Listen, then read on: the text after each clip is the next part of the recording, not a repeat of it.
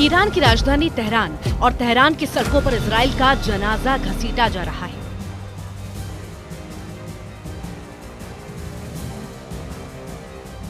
Iran में Israel को पूरी तरह खत्म करने की कसम खाई जा रही है। कसम इस बात की कि ईरान मरते दम तक लड़ेगा।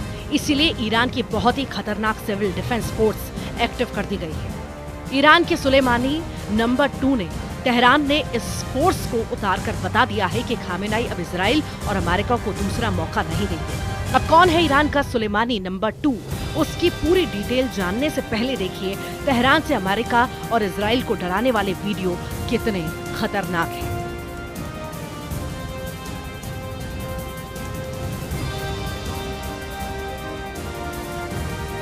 इजराइल और अमेरिका के झंडों में लिपटे ये जनाजे नेतन्याहू और डोनाल्ड ट्रंप को दिखाने के लिए तैयार किए गए हैं। खामेनेई की तरफ से मैसेज साफ है, ईरान पर हमला हुआ तो नेतन्याहू और डोनाल्ड ट्रंप को तेल अवीव और वॉशिंगटन डीसी से ऐसे ही असली वीडियो मिलेंगे। ये ईरान की पैरामिलिट्री फोर्स बसिज है। ये फोर्स तक पूरी तरह एक्टिव की जाती है जब ईरान पर सबसे ज्यादा खतरा मंडराता है, और अब तेहरान में बसिज का इस तरह की परेड निकाला जाना बता रहा है कि ईरान अब आर पार के मूड में है। उसके सामने बस 2 सबसे बड़े दुश्मन हैं, ट्रंप और नेतन्याहू के पुतले बता रहे हैं ईरान अब अपने दुश्मनों को क्या सजा देना चाहता है। बसिज फोर्स की परेड में सैकड़ों कमांडो दिखे। पहले निकले, फिर मोटरसाइकिल वाली ब्रिगेड भी शामिल हुई, यानी ऐसी छापामार टुकड़ी जो सीरिया और इराक में एक्टिव रही है। इसके बाद एसयूवी में सवार बसिज फोर्स भी बड़ा मैसेज है। ईरान अब पूरी ताकत के साथ लड़ने के लिए तैयार है, या ये कहें कि ईरान ने एक तरह से इजराइल के खिलाफ सबसे बड़े युद्ध का ऐलान कर दिया है। तेहरान की सड़कों पर इजराइल और अमेरिका के जनाजों को घसीटा जाना है। ये तस्वीरें ईरान का माइंड गेम है। ये बात नेतन्याहू और डोनाल्ड ट्रंप दोनों जानते हैं। अमेरिका और इजराइल में ही नहीं, ये वीडियो अब कई देशों में चर्चा का मुद्दा बन चुका है।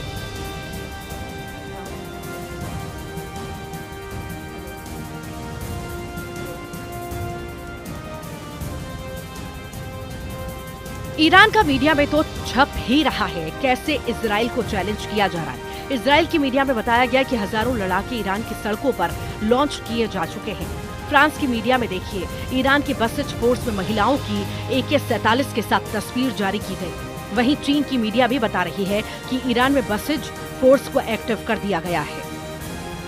अब बसिज फोर्स कैसे खाड़ी देशों में अमेरिका के एक छत्र राज और नेतन्याहू के ग्रेटर इजराइल वाले प्रोजेक्ट के लिए खतरा है। इसे समझने के लिए खामेनेई की इस इमरजेंसी फोर्स को बहुत गहराई से समझने की जरूरत है, क्योंकि खामेनेई बसिज फोर्स को तभी एक्टिव करते हैं जब ईरान पर खतरा बहुत ज्यादा होता है और ईरान के दुश्मन उस पर हावी होने लगते हैं। सीरिया में बशर अल असद का तख्ता पलट और जुलानी का राजधानी दमिश्क पर कब्जा ईरान की बहुत बड़ी हार मानी जा रही है, और अब लेबनान से लेकर तेहरान तक ये महसूस किया जा रहा है कि इजराइल ने ईरान को हराने के लिए सबसे बड़े युद्ध की शुरुआत तक कर दी है। यही वजह है कि तेहरान की सड़कों पर अब बसिज फोर्स ने नेतन्याहू और ट्रंप को डराने वाली परेड निकाली है। यदि हम जायोनी शासन को नष्ट कर देते हैं और इस क्षेत्र से अमेरिकी ठिकानों को हटा देते हैं, तो इसका मतलब है कि हमने गोली से 100 लक्ष्यों पर हमला किया है और 1000 समस्याओं का समाधान किया और सब कुछ ठीक हो जाएगा। सभी देशों की प्रगति का रास्ता साफ हो जाएगा। आज ये बात सबके सामने स्पष्ट हो गई है। ईरान की आबादी करीब 9 करोड़ है। इनमें से 2.5 करोड़ लोग बसिज फोर्स के सदस्य हैं। इनमें महिलाएं भी बड़ी तादाद में शामिल हैं। बसिज में 60,000 सैनिकों को 24 घंटे के नोटिस पर तैनात करने के लिए तैयार किया जा सकता है। बसिज फोर्स का कमांडर ही अमेरिका और इजराइल की दहशत डबल कर सकता है। जैसे कहा जा रहा है, ईरान का सुलेमानी नंबर 2, क्योंकि इसका नाम ब्रिगेडियर जनरल गुलाम रेजा सुलेमानी है। गुलाम रेजा सुलेमानी ने 2001 से 2004 के बीच फज्र डिवीजन की कमान संभाली है। गुलाम रेजा सुलेमानी ने 2004 से 2006 के बीच ईरान की थलरल्ला डिवीजन का नेतृत्व कर चुके हैं। इसके बाद 2006 से 2008 तक ईमान हुसैन डिवीजन की कमान भी गुलाम रेजा सुलेमानी के पास रही। इसके बाद अगले 11 सालों तक खामेनेई ने ब्रिगेडियर जनरल गुलाम रेजा सुलेमानी को साहिब अज जमान कोर का नेतृत्व सौंप दिया। 2019 के बाद से सुलेमानी नंबर 2 के पास बसिज फोर्स की कमान है और ये फोर्स खामेनेई की बहुत खतरनाक सेना मानी जाती है।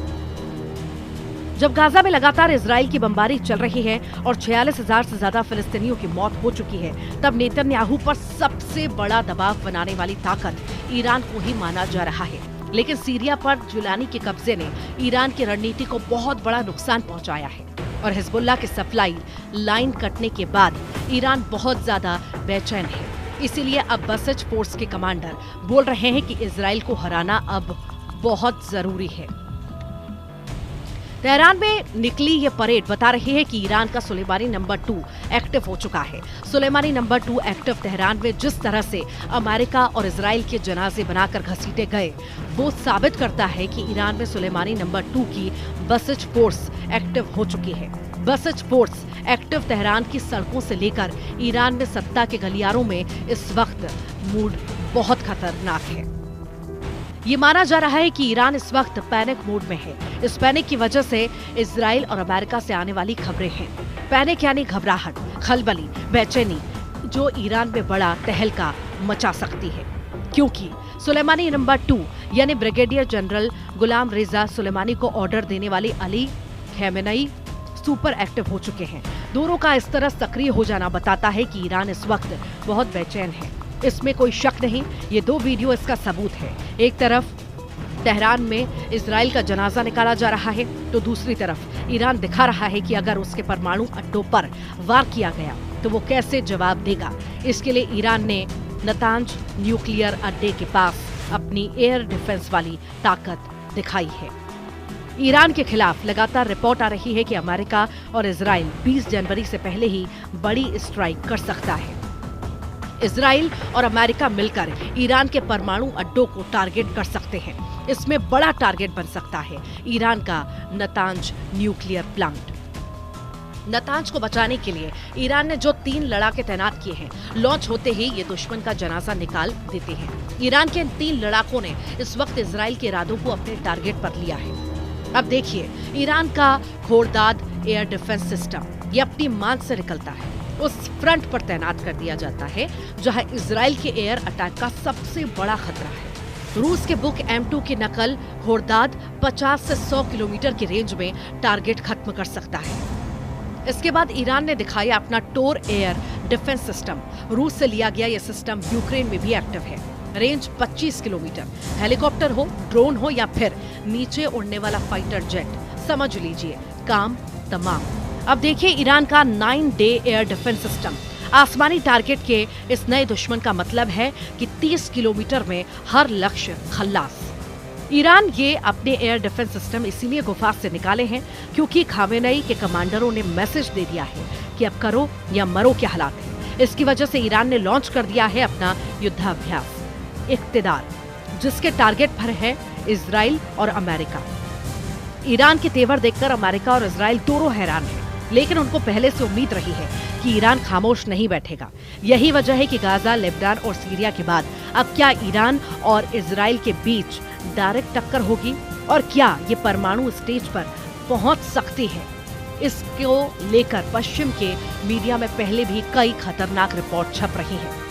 इजराइल का मीडिया, अमेरिका का मीडिया, यूरोप का मीडिया, हर तरफ चर्चा है कि इजराइल और अमेरिका का ईरान के परमाणु अड्डों पर अटैक करने वाले हैं। ये खबरें लगातार छप रही हैं और ईरान इन्हीं खबरों को लेकर टेंशन में है। लेकिन 2025 की शुरुआत में अगर इजराइल या अमेरिका ने ये कदम उठाया तो समझ लीजिए कि एक और बड़े युद्ध में पूरे साल को झोंक दिया जाएगा और फिर पूरी दुनिया इस बात की गारंटी ईरान भी देगा और साथ में ईरान का साथ देने वाले देश यानी पुतिन, शी जिनपिंग और किम जोंग उन पूरे यूरोप और अमेरिका पर टूट पड़ेंगे। ईरान के परमाणु अड्डे पर हमले का मतलब है वर्ल्ड वॉर। ईरान ये वार्निंग बार बार दे चुका है।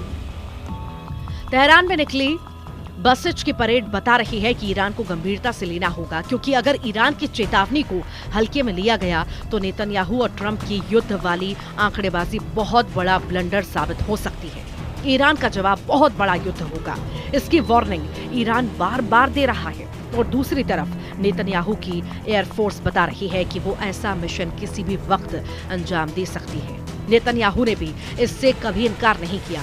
यही वजह है कि इजराइल और ईरान के बीच तनाव बहुत ज्यादा है। ईरान की फौज 24 घंटे युद्ध की तैयारी में लगी हुई है और अब उसने अपने एयर डिफेंस सिस्टम उन परमाणु अड्डों पर तैनात कर दिए हैं जहां इजराइल का हमला हो सकता है। खबर यह है कि इजराइल ने ईरान के नतांज परमाणु अड्डे को अपने टारगेट पर लिया है। नेतन्याहू बहुत जल्द में और वो ईरान के इस परमाणु अड्डे को अपने एटम बस्टर बम से पूरी तरह दबा कर देना चाहते हैं। नेतन्याहू अब सिर्फ डोनाल्ड ट्रंप के ग्रीन सिग्नल का इंतजार कर रहे हैं। ईरान के पास अभी एटम बम है या नहीं, ये बात पुख्ता तौर पर अमेरिका भी नहीं जानता, लेकिन इजराइल के पास एटम बम है, इससे कोई इनकार नहीं करता। दावे के मुताबिक आज की तारीख में इजराइल के शांत रेगिस्तान में नेगेव परमाणु रिसर्च सेंटर है, जहां ताकतवर हथियार बनने का काम किया जाता है। Stockholm International Peace Research Institute के मुताबिक इजराइल के पास करीब 90 परमाणु बम हैं, जो पूरे पश्चिम एरिया को पिघली हुई रेत में तब्दील कर सकते हैं। अब तक ईरान की नीति साफ है कि वो परमाणु बम नहीं बनाएगा। ईरान के सर्वोच्च नेता अली खामेनेई भी इसे बार बार दोहरा चुके हैं, लेकिन अब खतरा ईरान के परमाणु अड्डों को है। सवाल है कि क्या खामेनेई अपनी नीति बदलने पर मजबूर हो जाएंगे, क्योंकि खामेनेई के सलाहकार ने ऐसा इशारा किया है कि अगर ईरान के अस्तित्व पर खतरा पैदा हुआ तो वो अपनी परमाणु नीति बदल सकता है। गाजा में बमबारी के दौरान इजराइल के एक मंत्री ने परमाणु बम इस्तेमाल करने की भी सलाह दी थी, जिसके बाद में नेतन्याहू ने खारिज कर दिया। लेकिन इसी बयान से साफ हो जाता है कि इजराइल जिस बम को छुपाने की कोशिश कर रहा है वो भी दुनिया के लिए बड़ी तबाही की वजह बन सकता है। वहीं ट्रंप की शपथ से पहले चीन ने भी ईरान के उस परमाणु समझौते को फिर से जिंदा करने का समर्थन किया है, जिसे ट्रंप ने अपने पहले कार्यकाल में डस्टबिन में डाल दिया था। JCPOA समझौते 10 साल से अधिक की कठिन बातचीत के बाद हुआ और सुरक्षा परिषद द्वारा अनुमोदित किया गया। ये आज भी सबसे अच्छा विकल्प है और राजनयिक माध्यमों से ईरानी परमाणु मुद्दे को हल करने के लिए सभी पक्षों के लिए सबसे बड़ा आम विभाजक है। एक तरफ रूस और चीन लगातार दबाव डाल रहे हैं, ऐसे में ईरान को लेकर इजराइल और अमेरिका का विकल्प कम होते जा रहा है। नेतन्याहू और खामेनेई की टक्कर में पूरी दुनिया फंस चुकी है और अब एक फैसला इस युद्ध को एक झटके में अंजाम तक पहुंचा सकता है, लेकिन वो फैसला ऐसा होगा जिसमें पूरी दुनिया के जल जाने का खतरा है। वहीं 20 जनवरी को डोनाल्ड ट्रंप की शपथ से पहले ईरान की इस परेड को मामूली बात समझना गलत होगा। ईरान अगर 2.5 करोड़ लोगों को फौज में मोबिलाइज करने यानी उन्हें युद्ध के लिए तैयार करने का मैसेज दे रहा है, तो समझ लीजिए कि गाजा और लेबनान के साथ यूक्रेन का युद्ध भी छोटा और मामूली नजर आएगा, क्योंकि अगर ईरान इस ताकत के साथ लड़ा तो इजराइल और अमेरिका के अड्डों को बचाना मुश्किल हो जाएगा।